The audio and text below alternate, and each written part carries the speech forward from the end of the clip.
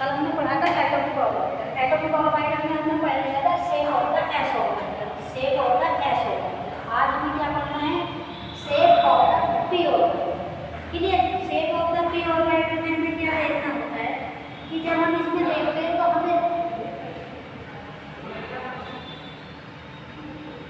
तो हमें क्या देखना होगा? Shape of P orbiter. ठीक है, इसमें पी ऑर्बिटर की शेप कैसी होती है?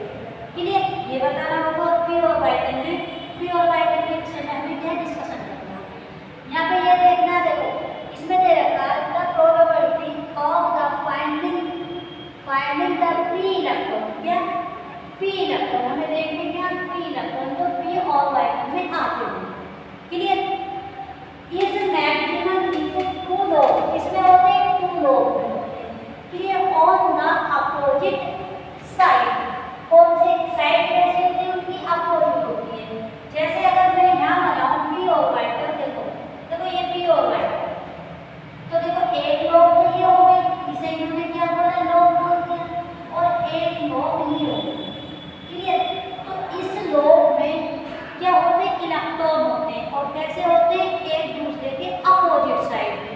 तो देखो इसका इलेक्ट्रॉन में यहाँ मिलते होंगे, तो इसका कहाँ? यहाँ पे मिलते होंगे, तो एक दूसरे के अपोजिट में है। ठीक है, इस टाइप से देखेंगे। और अगला क्या है इसमें?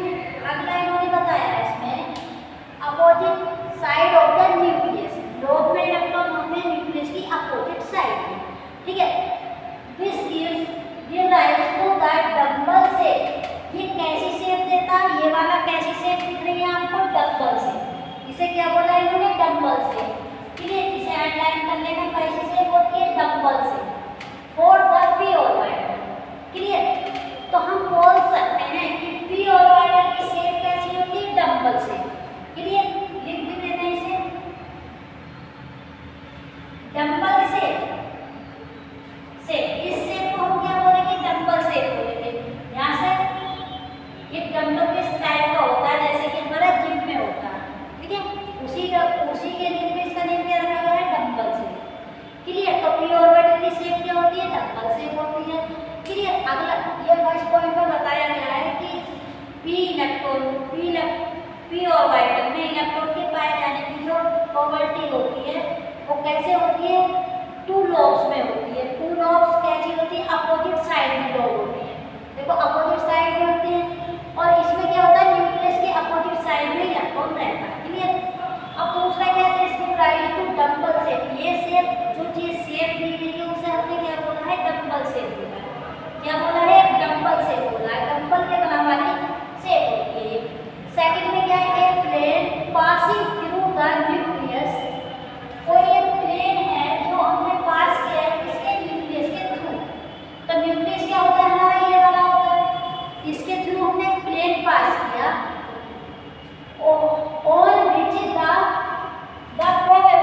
on which the probability finding electron is almost कैसी होती है? almost 0। ठीक है, जो इलेक्ट्रॉन की पाए जाने की प्रोबेबिलिटी थी वो क्या हो जाती है? 0 हो जाती है जब हम न्यूक्लियस के थ्रू हम क्या पास करते हैं? प्लेन पास करते हैं। क्लियर? जब हम प्लेन पास करते हैं न्यूक्लियस के थ्रू तो उसका क्या हो जाता है?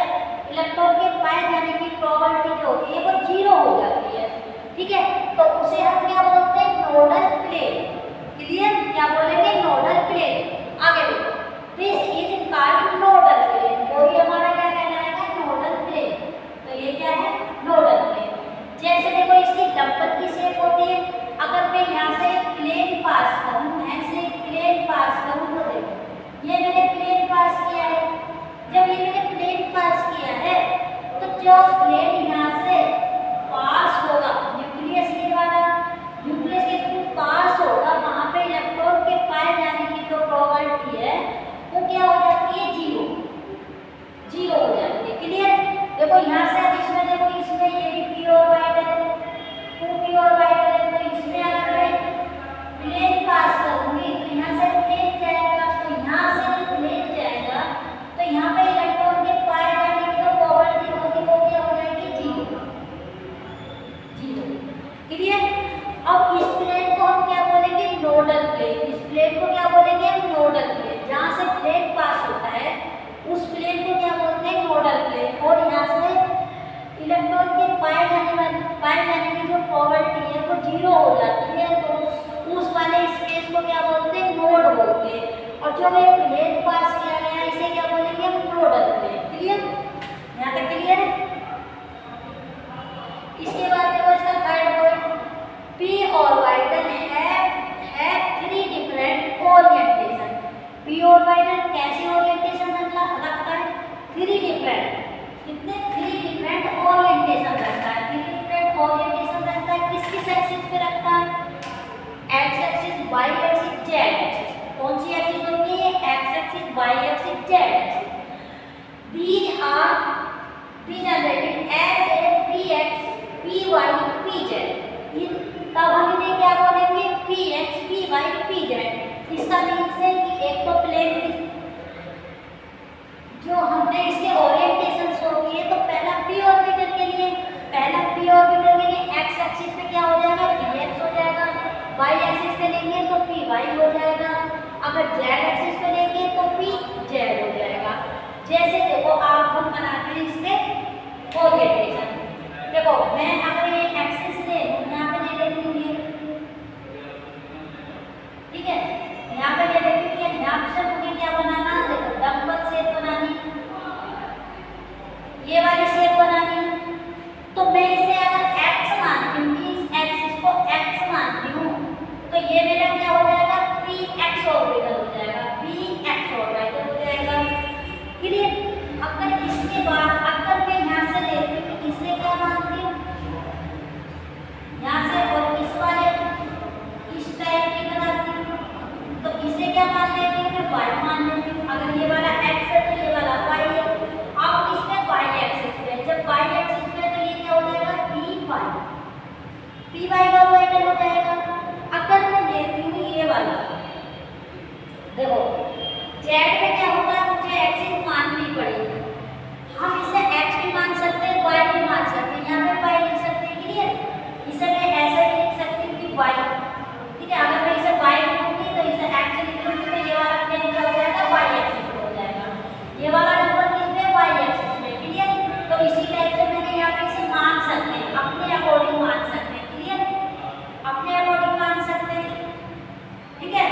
अब देखो अगर मैं ये वाला प्लेन दोबारा बनाऊंगी तो देखो ये ऐसे बना दिया,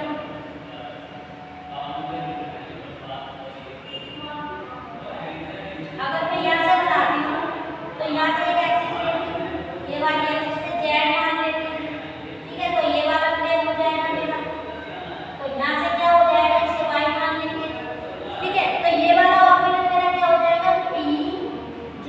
ये वाला ऑर्बिटल क्या हो जाएगा? pz, क्योंकि कौन सी एक्सिस पे? z एक्सिस पे। हम इसे मान लेते हैं। क्लियर? तो ये z एक्सिस पे तो इसे pz बोलेंगे, ये y एक्सिस पे तो इसे py बोलेंगे, और ये x एक्सिस पे तो इसे क्या बोलेंगे? px बोलेंगे, px ऑर्बिटल।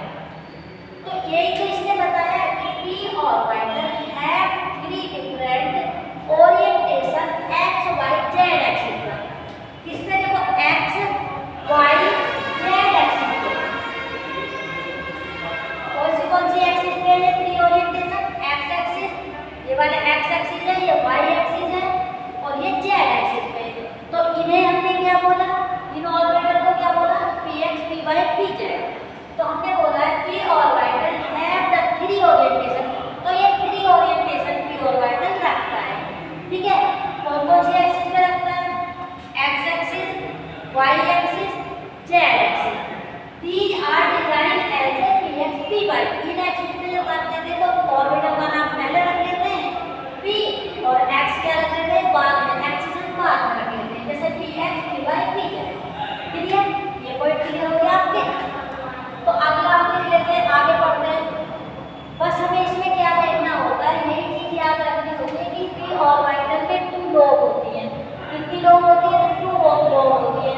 और द अपोजिट साइड होती है किसके? न्यूक्लियस के।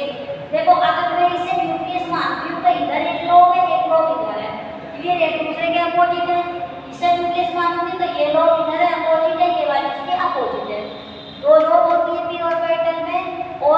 इसके अपोजिट साइड होती हैं। और दूसरा क्या है कि इसे शेप क्या मिलती है, डम्बल शेप। इस शेप को क्या बोलते हैं, ये जो शेप है इसे डम्बल शेप बोलते हैं। क्लियर, कौन सी शेप बोलते हैं, डम्बल शेप, डम्बल शेप बोलते हैं। और अगला क्या है, अगर हम सेकंड पॉइंट में अगर हम कोई प्लेन पास करते हैं न्यूक्लियस के थ्रू तो हमारा क्या हो जाता है कि यहाँ पे इलेक्ट्रॉन के पाए जाने की प्रोबेबिलिटी क्या हो जाती है, 0 हो जाती है। तो वहाँ पे एक मोड बन जाता है। जब हम प्लेन पास करते हैं तो न्यूक्लियस के थ्रू प्लेन पास करते हैं, वहाँ पर इलेक्ट्रॉन के पाए जाने की जो प्रोबेबिलिटी है वो 0 हो जाती है। जहाँ इलेक्ट्रॉन के पाए जाने की प्रोबेबिलिटी 0 हो जाती है तो उसे क्या बोलते हैं, हम मोड बोलते हैं। और जो प्लेन पास हुआ उसे क्या बोलते हैं कि नोडल प्लेन। क्लियर, तो इस सेकंड पॉइंट में यही बताया गया कि a plane passing through the nucleus on which the probability of finding electron is almost क्या हो जाती है, 0। This is called nodal plane. उस प्लेन को क्या बोलेंगे, नोडल प्लेन बोलेंगे। वो प्लेन कहाँ से पास होगा, न्यूक्लियस के थ्रू पास होगा। इलेक्ट्रॉन के पाए जाने की बात टेंडेंसी क्या, सॉरी इलेक्ट्रॉन के पाए जाने की जो प्रोबेबिलिटी हो जाएगी वो हो जाएगी 0। तो इसीलिए उसे हमने नोडल प्लेन बोल दिया, क्योंकि जहाँ प्लेन पास हुआ वहाँ पर इलेक्ट्रॉन के पाए जाने की जो प्रोबेबिलिटी है वो 0 हो जाती है, तो वहाँ नोड बन जाता है। इसीलिए हमने उस प्लेन का नेम क्या रख दिया, नोडल प्लेन रख दिया। क्लियर, अगला क्या बोला है, थ्री पॉइंट क्या बोला कि फ्री ऑर्बिटल है फ्री ओरिएंटेशन। कितने ओरिएंटेशन रखता, फ्री ओरिएंटेशन रखता। किस किस एक्सिस पे रखता, X axis, Y axis, Z axis. Clear, तीन are design as a P X P Y P Z.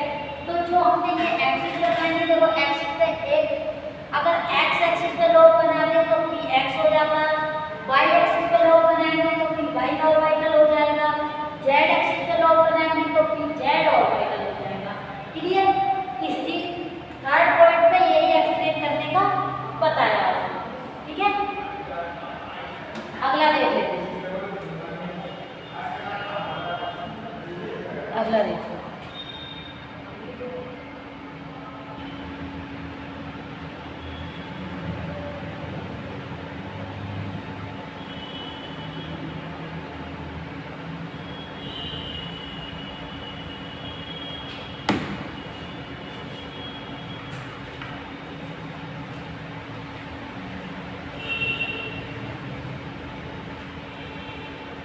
तो इसमें क्या था, चौथा फोर्थ पॉइंट क्या था कि द थ्री ऑर्बिटल जो हमारे हमने क्या क्या निकाले, ये वाले कैलकुलेट तो किए हैं। जैसे ये वाला ऑर्बिटल, ये कौन सा ऑर्बिटल था, एक्स ऑर्बिटल, एक्स एक्सिस पे पी एक्स। क्लियर, और इसके बाद हमारा ये वाला, ये कौन सी एक्सिस पे था, वाई एक्सिस पे, तो इसे क्या बोला था, पी वाई। क्लियर, और इसके बाद आपका नेक्स्ट जो था वो किस पे था, जेड एक्सिस पे।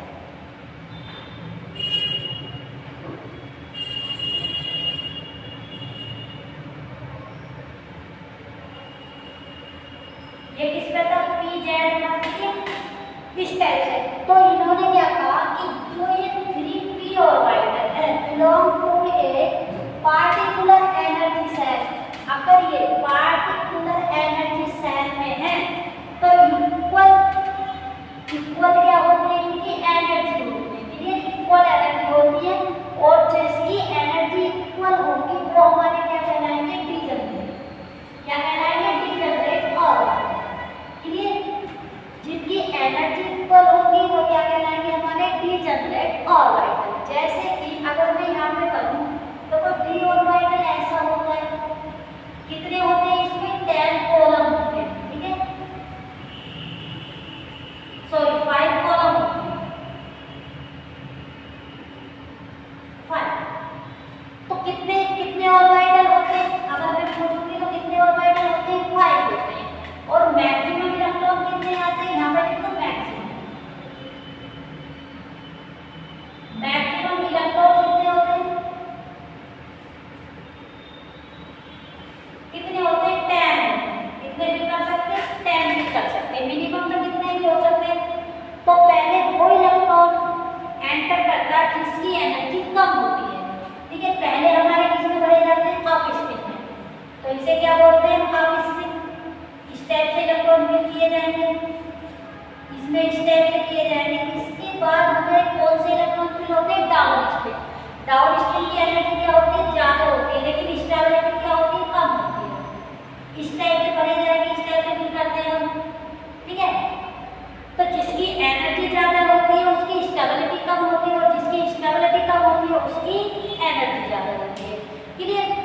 तो इन्हें हम क्या बोलेंगे, जैसे अगर हम 2p वाले ले लेते हैं 2p वाले, तो क्या हो जाएगा 2px हो जाएगा, ये वाला 2p y हो जाएगा, ये वाला 2p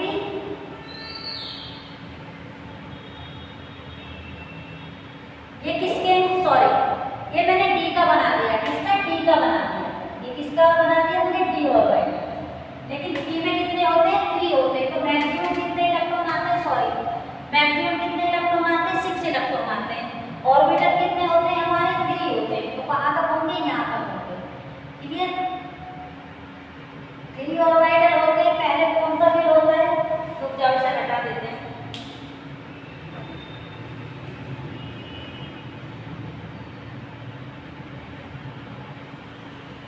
ऑर्बिटल होते हैं, जैसे कि हमारा ये है, मैंने डी का एक्सप्लेन कर दिया है यहाँ पे 1 2। तो इसमें पहले आप स्पिन में भरे जाएंगे, फिर डाउन अप स्पिन, फिर अप स्पिन, उसके बाद हमारा डाउन स्पिन, फिर डाउन स्पिन हो जाएगा, फिर डाउन स्पिन हो जाएगा। क्लियर। तो हम इसे क्या बोलते हैं, पी एक्स बोलेंगे पहले वाले को, इसे पी वाई बोलेंगे, और इसे पी जेड बोलेंगे। क्लियर। अब इनका कहने का मीन्स है कि दो इक्वल, टू है पार्टिकुलर एनर्जी सेल, कोई एक सेल दिया है इक्वल एनर्जी। तो एक हमारा ये वाला है, कौन सा, ये वाला 1, इसमें भी इस टाइप से जाएंगे इलेक्ट्रॉन। क्लियर। उसके बाद ऐसे करेंगे डाउन स्पिन में, ये वाला डाउन स्पिन में, इसे भी क्या बोलेंगे, पी एक्स, इसे भी पी वाई, और इसे भी पी जेड। अब देखो इन्होंने इसका मतलब क्या बताया, इक्वल सेल। अगर मैं यहाँ पे 2 ले लूँ, यहाँ पे 2 लूँ, तो ये भी क्या हो जाएंगे, सारे हमारे इक्वल एनर्जी के हो जाएंगे। इनकी एनर्जी क्या होगी, इक्वल होगी। और किसी वजह से मैं यहाँ पर 3 ले लूँ, यहाँ पर 3 कर दूँ, यहाँ पर 3 कर दूँ, तो इन तीनों ऑर्बिटल जो होंगे इनकी एनर्जी इक्वल होगी, इनकी एनर्जी सेम होगी, इनकी एनर्जी सेम होगी। लेकिन अगर हम इसकी और इसकी बात करें तो इनकी एनर्जी क्या हो जाएगी, डिफरेंट हो जाएगी। ठीक है। इन दोनों की एनर्जी क्या हो जाएगी, डिफरेंट हो जाएगी। तो इसे क्या बोलते हैं हम, जब एनर्जी इक्वल हो जाती है, एनर्जी क्या हो जाती है, एनर्जी क्या हो जाती है हमारी, इक्वल हो जाती है। तो इन्हें क्या बोलते हैं, डीजनरेट। क्या बोलते हैं, डीजनरेट ऑर्बिटल। क्या बोलेंगे, डीजनरेट।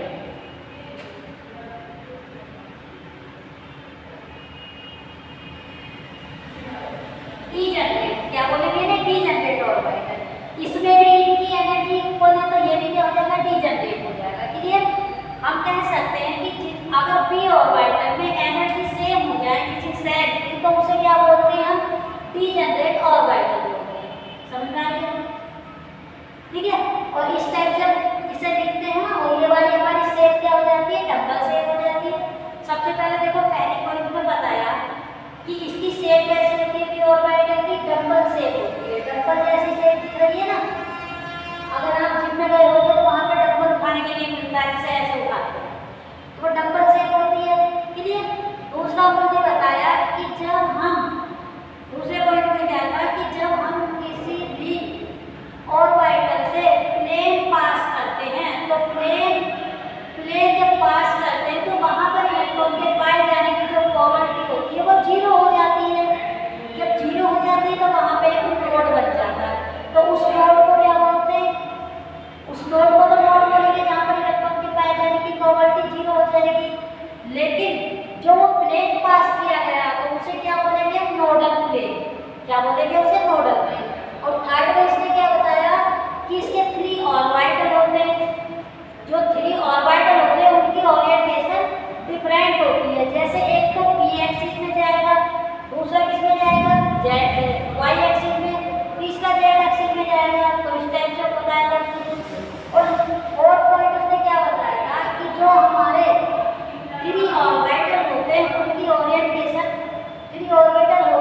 उसमें जो पार्टिकुलर एनर्जी सेल होता है उसमें जो ऑर्बिटल होते हैं तो वो क्या होते हैं हमारे डीजनरेट होते हैं और उनकी एनर्जी क्या हो जाती है सेम हो जाती है। जो डीजनरेट ऑर्बिटल होते हैं उनकी एनर्जी सेम होती है। क्लियर? ये चीज हमने एक्सप्लेन किया था, इसमें ये चीज ही बताया गया है।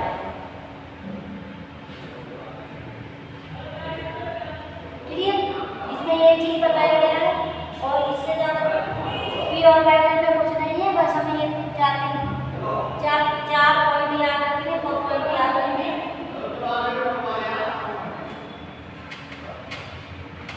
इन्होंने कितनी आवाज कर रखी है, पूरी आवाज मचा।